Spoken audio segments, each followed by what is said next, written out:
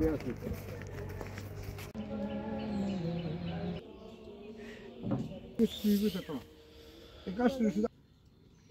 আর পরে এটার মধ্যে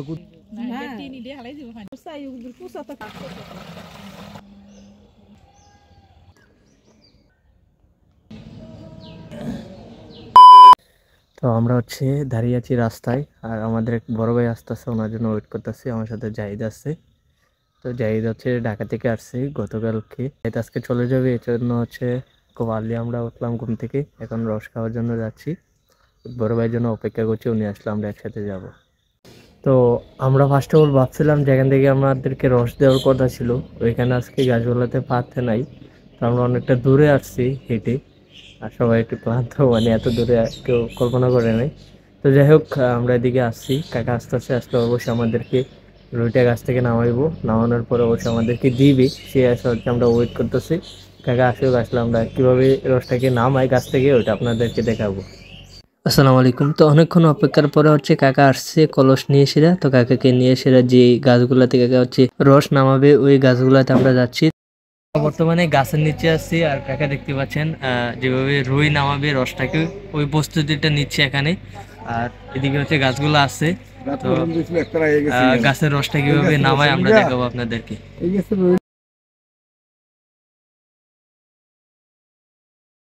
তো আপনারা দেখতে পাচ্ছেন কাকা হচ্ছে গাছ থেকে রস নামানোর জন্য হচ্ছে গাছে উঠতেছে, আর ওনার গাছে ওঠার পদ্ধতিটা দেখেন কত সুন্দর করে, মানে উনি আগে থেকে সবকিছু তৈরি করে নিয়েছে। আর খুব নিমিষেই মানে গাছ থেকে রসটা নিয়ে হচ্ছে নিচের দিকে নেমে যাচ্ছে। দেখতে পাচ্ছেন কাকা হচ্ছে কোমরে বাঁধা একটা রশির সাথে হচ্ছে যে রসের যে হাঁড়িটা আছে ওটাকে নিয়ে হচ্ছে গাছ থেকে নামছে।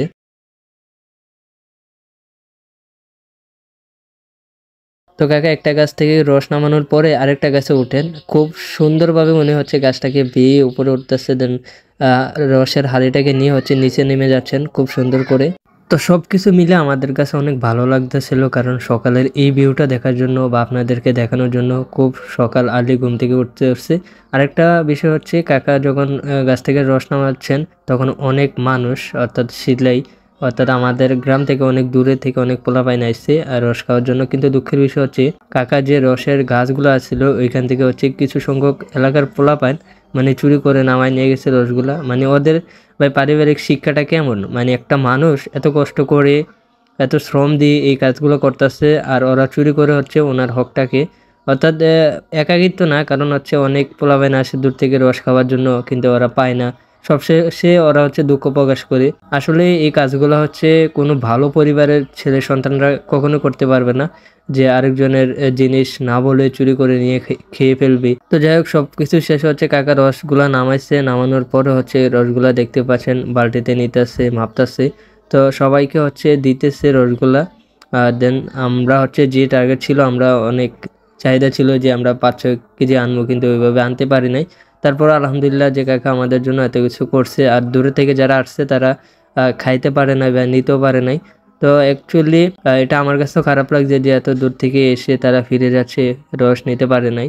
আর এটা নিয়ে হচ্ছে নতুন কিছু বলার নাই। তো সবকিছু মিলিয়ে কাকা রস খুবই ভালো, খুবই সুন্দর করে উনি সবকিছু পরিচর্যা করে বা রসগুলা নেয়। তো সবকিছু শেষে আমাদেরকে রস দেওয়া হইলে আমরা হচ্ছে রসগুলা খাই, আর খুবই টেস্টিফুল ছিল রসগুলা বলতে গেলে।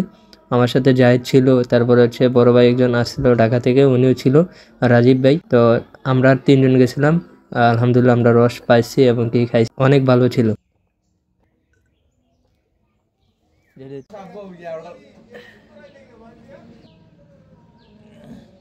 একটা বিষয় হচ্ছে মানে উনি যে গাছগুলাতে হচ্ছে রস সংগ্রহ করে যে টিনগুলা দ্বারা হচ্ছে রসটা নামায়, ওইখান থেকে হচ্ছে গ্রামের কিছু পোলাপাইন এগুলোকে চুরি করে নিয়ে যায়। মানে একটা কথা চিন্তা করেন, এত রাত মানে এত ঠান্ডার ভিতরে উনি এত কষ্ট করে এই জিনিসগুলো করতেছে, বেলা এই ঠান্ডার মধ্যে কাকা এই রসগুলো সংগ্রহ করার জন্য এই টিনগুলো পাতে, আর এগুলোকে কিছু পোলাপাইন চুরি করে নিয়ে যায়।